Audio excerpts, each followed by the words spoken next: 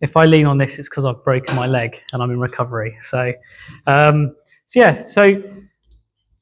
doing my talk on what is patriotic environmentalism. So this is a kind of a concept, a political concept that I think is very important. I think it's something that's popular, and I think it is something that the Green Party should think about. And I'm going to explain it to you through the prism of football, which I thoroughly enjoy. It's our national sport, and a lot of people enjoy it too. So for those, thank you very much for everyone who helped in our campaign. In fact, from North East, I stuck it in Newbury Weekly News. Patriotic Environmentalists running. It was something that I wanted to kind of get out to the public, and I feel like I use this forum now to explain really what that means. Patriotism, defined as a love of your country and a desire to defend it. Environmentalism, likewise, but with the environment, making sure that we're protecting it from damage. I feel like those two things go very hand in hand. A love of the country, its people, its culture, and of course, its nature. It is not nationalism. That's a very important distinction. Nationalism is the view that our country is superior to all the others, and quite often the things that we are doing are to the detriment of other countries in the world, when actually, when we know with the climate crisis, something we have to be much more collaborative on. So patriotism, in my view, definitely trumps nationalism. Why football? Well, of course, it's our national sport. We have the biggest league in the world. The Premier League rakes in billions. But it is a sport that's shared by the world. 3.5 billion people in the world watch and enjoy football. We share players. It's a very international sport. Traditionally, it was a big working class sport. And I think a lot of us have ties to our family. So that's my Uncle Jonathan there with a cannon. He's the reason that I support Arsenal. Bless him. Yeah, he's passed now, but it has that sentiment for a lot of us. But yet, Arsenal mired in controversy recently for having sports washing. So they've got this partnership with Rwanda that is on the sleeve, which is £10 million every year, and it's been going on for several years. And there's a fan movement at the moment to try and get Arsenal to stop that sponsorship on the sleeves. So who are Rwanda? Well, Rwanda has been accused by the UN of funding and commanding rebels that are causing famine, obviously killing civilians, and of looting the DRC, the Democratic Republic of Congo, of a lot of its resources. Is Rwanda going to be part of our British values? I don't think so. I don't think Saudi Arabia are owning Newcastle United either, chopping up journalists in consulates around the world.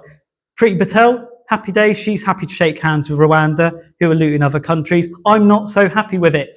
I don't think they share our British values, and I don't think they should be buying our sports.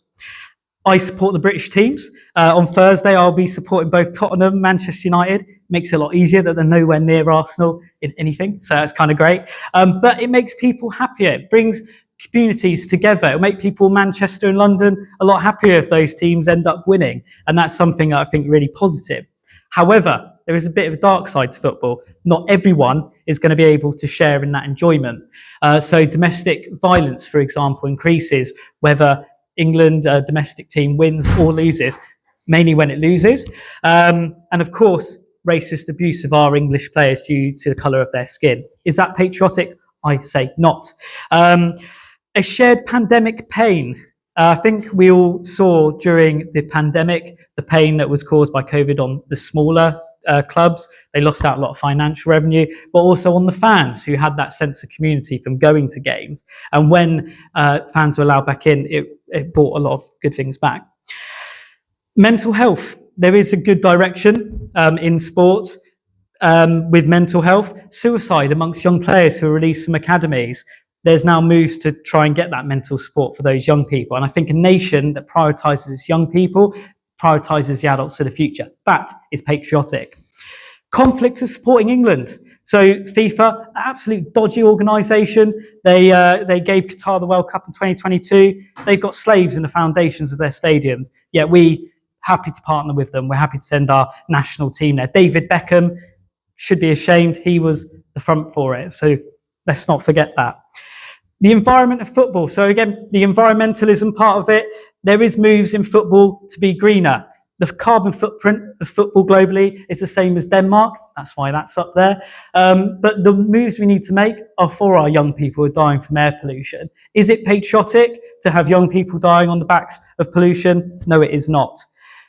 Demonstrating our moral values. There is a good side to football. The fans make it good. They're demonstrating for those British values in the protests that they have in their stadiums when they're out on their club marches. Is it patriotic to welcome countries that are so adverse to our British values? No, it is not, and we should not be condoning it. More protest. Reading. At the moment, you would have seen it all in the news. Reading, the community is coming together to protest against their ownership, and actually the FA who have facilitated lots of asset stripping at Reading. And there is positives. Clapton FC is a community-owned football ground. They're doing great work. And they have learned from other places, talking about that internationalist as part of that patriotic environmentalism. In Germany, they've got the 50+1 rule, which means that fans own 50% plus one, so they have the majority of the say that happens in their football clubs. That's something the Green Party supports. It's something that we should be learning from our European counterparts.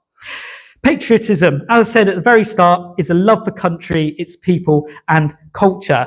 And a football, I think, is a manifestation of that. They've got Lionesses winning in 2022. I think that's a great moment of pride for our country, and the ladies did us very proud. But then it's also having that pride, understanding it as our culture, but it is something we share with the larger world, and it's something that should be celebrated. And it needs to be defended. We talk about patriotism being defended. We need to defend it from those rapacious actors that want to sports wash, that want to profit off the back of fans. And ultimately, we need to improve it for them and our environment. So do I think the Greens should support it? Absolutely. I think patriotic environmentalism is a good thing. And I think it's very demonstrated in football. So thank you very much.